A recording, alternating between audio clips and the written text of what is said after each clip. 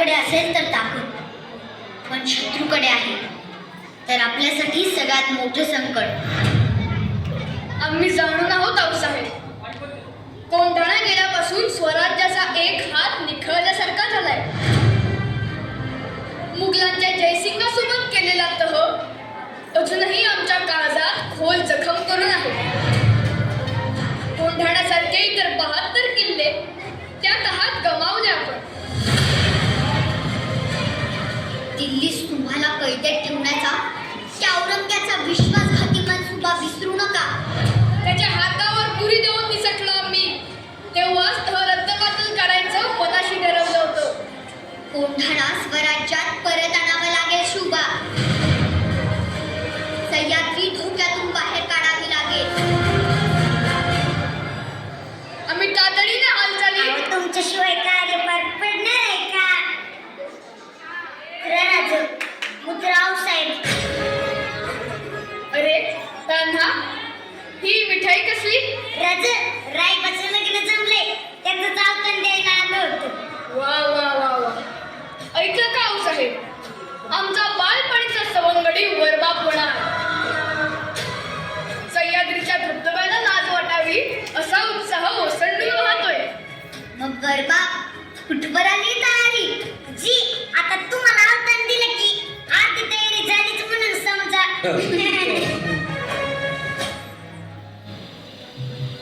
राज, काही अडचण आहे का? अडचण? छे छे, कसली अडचण? राज, तुम्हाला आज नाही ओळखत हा तानाजी. काय झालंय? तानाजी, बोलू आपण. आपल्या घरी कार्य आहे, ते झालं की बोलू. राज, तुम्ही सांगत नाही ना तर मी इथंच ठाण मांडून बसणार. तान्हा, आव साहेब, आम्हाला परत समजतं होय. असं नाहीये तान्हा, आपला कोंढाणा सोडून आणण्याचा मनसुबा आहे. त्यावरच चर्चा चालली होती. कोंढाणा गनिमांच्या गोटात गेला म्हणजे स्वराज्याला कधीही दगाफटका होऊ शकतो. असा कसा दगाफटका होईल? आणि हाय की इथं तटबंदी सारखे उद्याच कोंढाण्याची मोहीम काढतो. त्यांना घरातलं कार्य आम्ही तुम्हाला जाऊ देणार नाही. राज, हे बी तर आपल्याच घरातलं कार्य आहे. आधी लगेच कोंढाण्याचं आणि मगच माझ्या रायबाचं. दरवाजा गाठवर